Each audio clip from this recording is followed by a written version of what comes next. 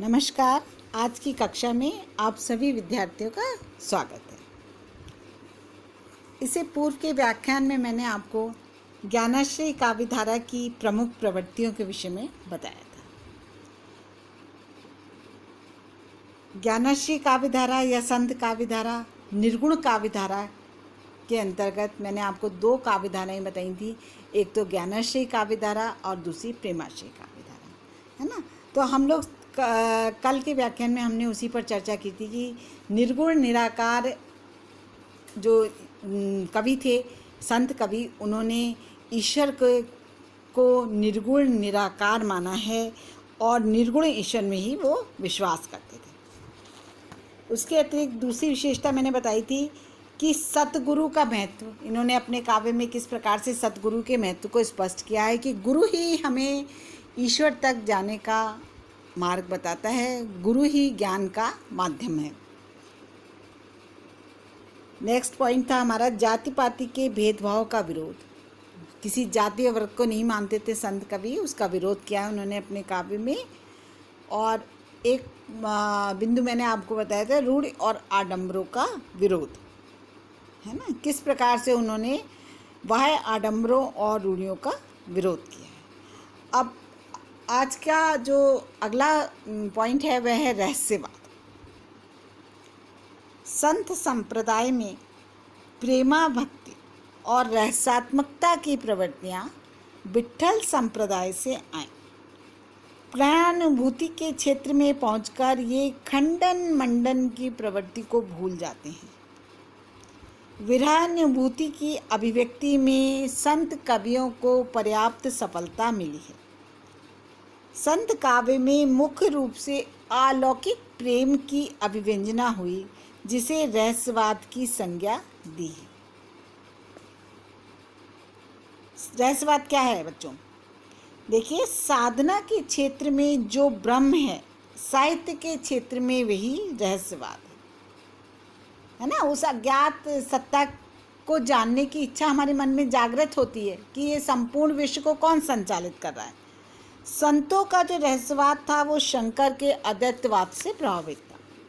कबीरदास जी ने कहा है, जल में कुंभ, कुंभ में जल है, भीतर बाहर पानी, फूटा कुंभ जल जल ही समाना, ये तत्कथ्यो ज्ञानी। मतलब कि उन्होंने कहा है कि जल में कुंभ है या कुंभ में जल है, भीतर आत्मा और परमात्मा के मिलन के माध्यम से उन्होंने ईश्वर की प्राप्ति का मार्ग प्रशस्त किया है। किस प्रकार से हम ईश्वर को प्राप्त कर सकते हैं ये बताया।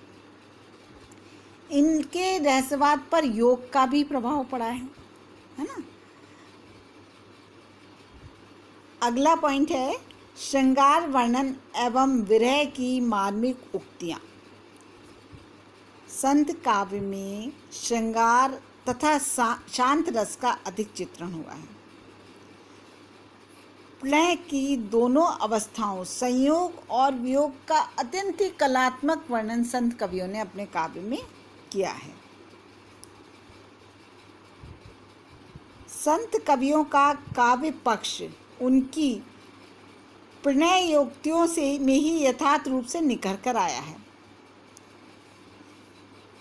इस प्रसंग में उनके व्यक्तित्व की सारी अखंडता मानो घुल सी जाती है।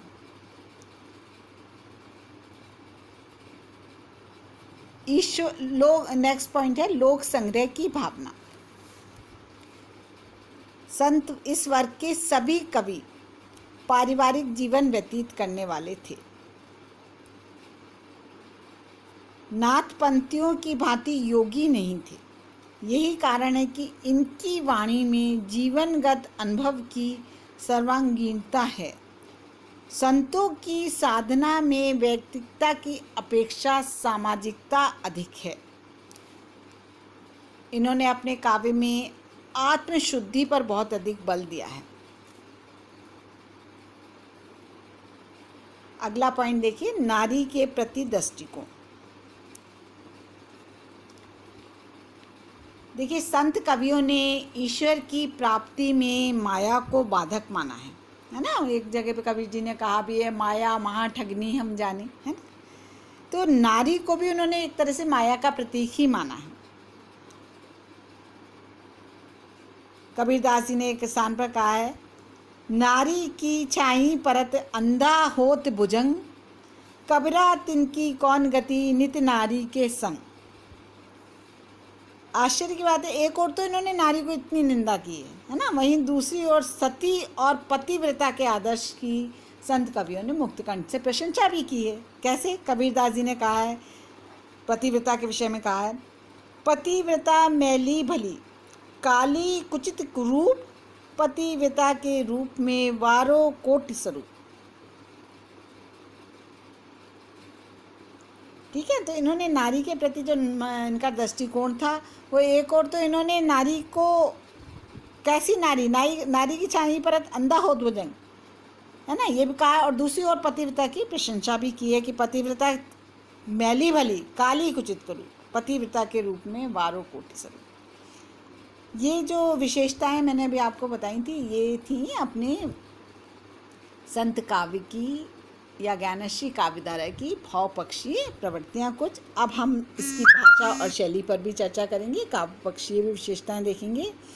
संत कवियों की जो आम बोलचाल की भाषा को उन्होंने, सबसे बड़ी विशेषता ये थी कि उनके काव्य की जो भाषा थी वो आम बोलचाल की भाषा थी, उसको उन्होंने अपनी अभिव्यक्ति का माध्यम बनाया था। कहा भी जाता है इनके लिए, मसी कागज छुओ नी कलम गहो नी हाथ, ये वाली उक्ति सभी संत के लिए कही जाती कि उन्होंने पढ़े लिखे तो थे नहीं और उन्होंने कलम दवात को भी हाथ नहीं लगाया था, लेकिन इतने सुंदर काव्य की रचना की। ये लोग अशिक्षित थे, अतः बोलचाल की भाषा को ही इन्होंने अभिव्यक्ति का माध्यम बनाया। संत लोग अपने मत का प्रचार करने के लिए क्या करते थे, इधर उधर भ्रमण करते रहते थे, अतः इनकी भाषा खिचड़ी और सधुक्कड़ी हो गई। मतलब कि इनकी भाषाओं में एक तरह से कबीर की भाषा को हम पंचमेल खिचड़ी भी कहते हैं, मतलब बहुत सारी भाषाओं का इसमें समावेश हो जाता है। अवधी, ब्रजभाषा, खड़ी बोली, पूर्वी हिंदी, फारसी, अरबी, राजस्थानी, पंजाबी भाषाओं के का सम्मिश्रण हो गया, इसीलिए इनकी खिचड़ी भाषा भी कहलाती है। आपने सुना होगा कि कबीर की भाषा को हम सधुक्कड़ी या पंचमेल खिचड़ी भी कहते हैं। और दूसरी इनकी भाषा की सबसे बड़ी विशेषता ये थी कि भाषा आडंबर विहीन और सरल भाषा थी। इन्होंने उसे कहीं भी अलंकारों से लादने का ऐसा प्रयास नहीं करा है कि उसके ऊपर अलंकारों को थोपने का प्रयास करा हो, है ना। बहुत ही आडंबर रहित भाषा इनकी, सरल सटीक भाषा हुआ करती थी। शैली के संबंध में इनके काव्य में मुख्य रूप से गेय मुक्तक शैली का प्रयोग हुआ है ना। गीत काव्य के सभी तत्व, भावात्मकता जैसे संगीतात्मकता, है ना, वैयक्तिकता, भाषा की कोमलता इनकी वाणी में देखने को मिलती है। इस प्रकार संत कवियों ने साहित्य को सत्य, सौंदर्य और शिव से संपन्न किया। ये थी संत काव्य की या ज्ञानश्री काव्यधारा की प्रमुख प्रवृत्तियाँ। धन्यवाद बच्चों, आज का व्याख्यान यहीं पर समाप्त।